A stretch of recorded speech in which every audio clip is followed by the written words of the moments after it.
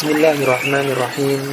Assalamualaikum warahmatullahi wabarakatuh. Alhamdulillahilladzi arsala rasulahu bil huda wa dinil haqq liyudhhirahu 'alad dini kullihi wa kafa billahi shahida. Wa asyhadu an la ilaha illallah wahdahu la syarikalah wa asyhadu anna Muhammadan abduhu wa rasuluhu amma ba'du. Sahabat kreatif yang semoga senantiasa dijaga dan dilindungi oleh Allah Subhanahu wa taala. Kita bersyukur kepada Allah Subhanahu wa taala atas hidayah Islam yang telah Allah Subhanahu wa taala anugerahkan kepada kita. Allah Subhanahu wa taala melimpahkan nikmat iman dan Islam kepada kita yang manfaatnya kembali kepada kita. Allah Subhanahu wa taala berfirman, يَمُنُّونَ عَلَيْكَ أَنْ أَسْلَمُوا قُلْ لَا تَمُنُّوا عَلَيَّ إِسْلَامَكُمْ بَلِ اللَّهُ يَمُنُّ عَلَيْكُمْ أَنْ هَدَاكُمْ لِلْإِيمَانِ إِن كُنتُمْ صَادِقِينَ. Kata Allah Subhanahu wa taala, mereka merasa telah memberi nikmat kepadamu dengan keislaman mereka. Katakanlah, janganlah kalian merasa telah memberi nikmat kepadaku dengan keislaman kalian. Sebenarnya Allah Subhanahu wa taala yang telah melimpahkan nikmat kepada kalian dengan menunjukkan kalian kepada keimanan. Karena manfaat keimanan akan kembali kepada kalian jika kalian adalah orang-orang yang benar. Rasulullah Shallallahu alaihi wasallam mengumpamakan seorang muslim dengan pohon kurma, sebuah pohon yang adaptif terhadap kondisi lingkungan. Sebagaimana diriwayatkan dari Ibnu Umar radhiyallahu taala anhuma, ia berkata, Rasulullah sallallahu alaihi wasallam bersabda, "Inna minasyajari syajaratun la yaskutu waraqaha wa innaha mathalul muslim. Fahaddithuni ma hiya." Fawaqa'a an-nasu fi syajaril bawadi. Qala Abdullah, wa waqa'a fi nafsi anha nakhlah. Fastahyaitu. ثم قالوا حدثنا ما هي يا رسول الله قال فقال هي النخلة قال فذكرت ذلك لعمر قال لأن تكون قلت هي النخلة أحب إلي من كذا وكذا. Rasulullah Shallallahu alaihi wasallam bersabda, sesungguhnya di antara pepohonan ada pohon yang daunnya tidak gugur. Itulah perumpamaan seorang muslim.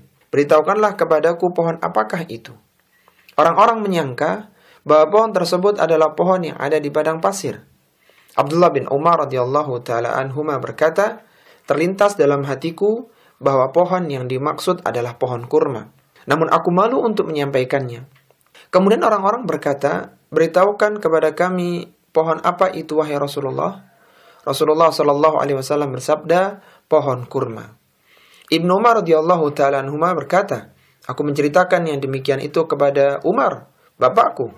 Lalu Umar radhiyallahu taala anhu berkata, seandainya engkau menjawab bahwa pohon tersebut adalah pohon kurma, niscaya hal itu lebih aku sukai daripada ini dan itu. Muslim yang mulia adalah muslim yang kehadirannya tidak mengganggu orang lain, baik berupa ucapan maupun perbuatan.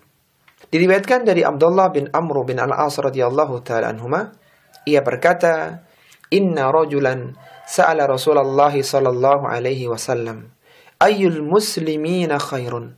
Qala, man salimal muslimuna min lisanihi wa yadihi. Sesungguhnya ada seorang laki-laki yang pernah bertanya kepada Rasulullah sallallahu alaihi wasallam, siapakah muslim yang baik? Rasulullah sallallahu alaihi wasallam menjawab, seorang muslim yang berupaya agar muslim yang lainnya selamat dari gangguan lisan dan tangannya. Seorang muslim hendaknya berupaya untuk menjaga ucapan lisannya. Allah Subhanahu wa taala berfirman, "Ma yalfidhu min qaulin illa ladaihi raqibun atid." Tidaklah ada satu ucapan pun yang diucapkan melainkan di dekatnya ada malaikat pengawas yang selalu hadir.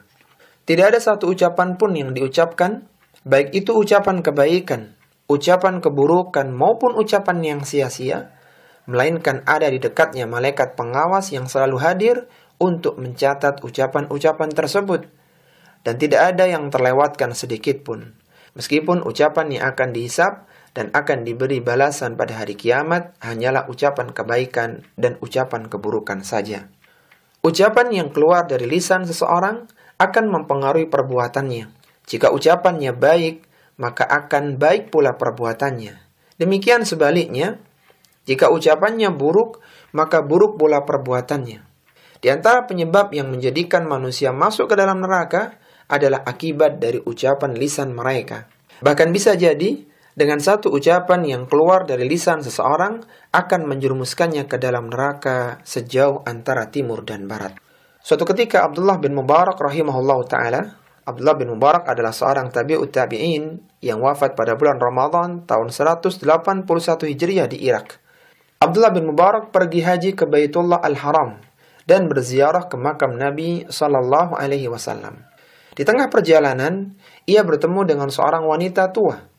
Ketika Abdullah bin Mubarak rahimahullah ta'ala menanyainya, wanita tersebut selalu menjawab dengan ayat-ayat Al-Quran. Ketika ditanyakan kepada anak-anaknya tentang wanita tersebut, maka anak-anaknya menjawab, sejak 40 tahun yang lalu, ibu kami tidak berbicara kecuali dengan Al-Quran. Ketika Abdullah bin Mubarak rahimahullah ta'ala bertanya kepada wanita tersebut, apa yang menjadikannya selalu berbicara dengan ayat-ayat Al-Quran? Maka wanita tua tersebut menjawab, ma yalfidhu min qawlin illa ladaihi raqibun atid. Ia mengatakan, tidak ada satu ucapan pun yang diucapkan, melainkan di dekatnya ada malaikat pengawas yang selalu hadir. Oleh karena itu, seorang muslim hendaknya berupaya untuk berkata yang baik atau diam. Hendaknya seorang berpikir terlebih dahulu sebelum berucap. Karena jika ucapan telah terlontar, maka seorang akan mengikuti ucapannya. Sedangkan jika ucapan belum diucapkan, maka orang tersebut masih dapat mengendalikannya. Sahabat kreatif yang semoga dirahmati oleh Allah Subhanahu wa ta'ala, seorang muslim yang mulia, lisannya tidak suka mencela orang lain. Karena Allah Subhanahu wa ta'ala memerintahkan dalam Al-Quran, ya ayyuhalladzina amanu la yaskhar qawmun min qawmin asa ayyakunu khairan minhum wala nisa'un min nisa'in asa ayyakunna khairan minhun wala talmizu anfusakum wala tanabazu bil alqab bi'sal ismul fusuqu ba'dal iman wa man lam yatub fa ulaika humudz zalimun. Kata Allah Subhanahu wa ta'ala, wahai orang-orang yang beriman, janganlah satu kaum merendahkan kaum yang lainnya. Bisa jadi yang direndahkan itu lebih baik daripada orang yang merendahkan. Jangan pula para wanita merendahkan wanita yang lainnya. Bisa jadi yang direndahkan itu lebih baik daripada yang merendahkan. Janganlah kalian mencela diri kalian sendiri. Dengan mencela saudara kalian sama muslim, maka seolah-olah kalian telah mencela diri kalian sendiri. Jangan pula kalian memanggil dengan gelar-gelar yang buruk. Seburuk-buruk panggilan adalah panggilan buruk sesudah iman. Barang siapa yang tidak bertaubat, maka itulah orang-orang yang zalim. Potongan ayat tentang larangan memanggil dengan gelar-gelar yang buruk turun berkenaan dengan panggilan seseorang kepada orang lain untuk memancing kebencian orang yang dipanggil. Sebagaimana diriwayatkan dari Abu Jubairah bin Ad-Dhahak radhiyallahu ta'ala anhu, ia berkata, kana rajulu minna yakunu lahul ismaini wa thalathah fa'asa an yakrah qala fanazalat wala tanabazu bil alqab. Seorang laki-laki di antara kami mempunyai 2 atau 3 nama. Kemudian ia dipanggil dengan sebagian nama untuk memancing kebencian orang tersebut. Maka turunlah ayat wala tanabazu bil alqab. Janganlah kalian saling memanggil dengan gelar-gelar yang buruk. Allah Subhanahu wa ta'ala mengharamkan saling mencela, saling merendahkan di antara kaum mukminin dan mukminah, karena hal itu akan menimbulkan permusuhan, perselisihan, kebencian, bahkan pembunuhan di antara mereka wal iyadzubillah. Seorang muslim tidak boleh merendahkan martabat saudaranya sesama muslim. Cukuplah seorang dikatakan buruk akhlaknya jika ia suka menghina dan merendahkan muslim yang lainnya. Rasulullah sallallahu alaihi wasallam pernah bersabda, bihasbi imri'in minasyarri an yahkira akhahul muslim. Kullul muslimi ala muslimi haramun damuhu wa maluhu wa irduhu. Cukuplah seorang dikatakan buruk akhlaknya jika ia suka menghina saudaranya sama muslim. Setiap muslim atas muslim yang lainnya haram darahnya, hartanya dan kehormatannya. Mukmin yang satu dengan mukmin yang lainnya seperti satu tubuh. Apabila ada seorang mukmin yang menghina dan mencela saudaranya sesama mukmin, maka seolah-olah ia sedang mencela dirinya sendiri. Rasulullah sallallahu alaihi wasallam bersabda, "Matsalul mu'minina fi tawaddihim wa tarahumihim wa ta'atufihim matsalul jasad. Idza ishtaka minhu 'udwun tada'a lahu sa'irul jasadi bis-sahri wal huma." Kata Rasulullah sallallahu alaihi wasallam, permisalan kaum mukminin dalam kecintaan, kasih sayang dan kelemah lembutan mereka seperti satu tubuh. Jika salah satu anggota tubuh sakit, maka seluruh tubuh tidak dapat tidur dan merasakan demam. Seorang muslim yang mulia, lisannya tidak suka membahas keburukan orang lain.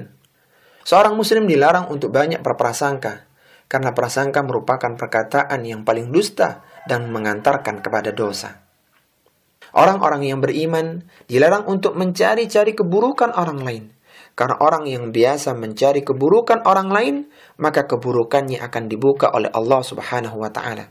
Rasulullah sallallahu alaihi wasallam pernah bersabda, "La tattabi'u awratihim, fa innahu man tattaba' awrata akhihi al-muslim, tattabi'illahu awratahu, wa man tattabi'illahu awratahu yafdahu walau fi jawfi rahlihi." Kata Rasulullah sallallahu alaihi wasallam, janganlah kalian mencari-cari keburukan mereka, karena sungguhnya seorang yang mencari-cari keburukan saudaranya sama muslim, maka Allah Subhanahu wa taala akan mencari-cari keburukannya. Barang siapa yang dicari-cari keburukannya oleh Allah Subhanahu wa taala, maka Allah Subhanahu wa taala akan mempermalukannya meskipun ia bersembunyi di tempat tinggalnya. Allah Subhanahu wa taala juga melarang orang-orang yang beriman dari ghibah. Ghibah adalah membicarakan keburukan saudara sama muslim yang saudaranya tersebut tidak menyukainya. Seorang yang biasa menghibah orang lain, maka pada hari kiamat ia akan mencakar wajah dan dadanya sendiri dengan kuku tembaga. Wal iyadu billah. Rasulullah sallallahu alaihi wasallam bersabda, "Lamma urija bi marartu bi qaumin lahum athfarun min nuhasin yahmashuna wujuhahum wa sudurahum. Fakultu, man haula'i ya Jibril? Qala haula'i alladhina ya'kuluna luhuman nas wa yaqa'una fi a'radihim." Kata Nabi sallallahu alaihi wasallam, ketika aku dimi'rajkan ke langit, aku melewati satu kaum yang berkuku tembaga yang sedang mencakar wajah-wajah dan dada mereka. Aku bertanya, "Siapa mereka ini wahai Jibril?" Jibril alaihissalatu wassalam menjawab, "Mereka adalah orang-orang yang makan daging manusia. Mereka adalah orang-orang yang suka menghibah manusia dan menjatuhkan kehormatan manusia." Cara bertaubat dari ghibah adalah dengan melepaskan diri dari perbuatan ghibah dan berazam untuk tidak mengulanginya. Jika orang yang dighibahi mengetahui perkaranya, maka ia harus minta maaf kepadanya. Namun jika orang yang dighibahi tidak mengetahui perkaranya, maka cukup dengan cara memuji orang yang dighibahi tersebut di tempat di mana dahulu ia menghibahinya. Sehingga ghibah dibayar dengan pujian. Sahabat kreatif yang semoga dirahmati oleh Allah Subhanahu wa taala, seorang muslim yang mulia berupaya agar segala perbuatannya tidak mengganggu orang lain yang ada di dekatnya. Dan ini menunjukkan kesempurnaan imannya. Rasulullah sallallahu alaihi wasallam bersabda, "Man kana yu'minu billahi wal yaumil akhir fala yu'dhi jarahu." Barang siapa yang beriman kepada Allah dan hari akhir, maka janganlah ia ganggu tetangganya. Inilah sahabat kreatif, gambaran tentang muslim yang mulia. Semoga Allah Subhanahu wa taala memberikan taufik kepada kita semuanya untuk menjadikan kita sebagai seorang muslim yang mulia. Wassallallahu ala nabiyyina Muhammadin wa ala alihi wa sahbihi wa sallam. Subhanakallahumma wa bihamdika asyhadu an la ilaha illa anta astaghfiruka wa atubu ilaik wa akhiru da'wana alhamdulillahi rabbil alamin. Wassalamu alaikum warahmatullahi wabarakatuh.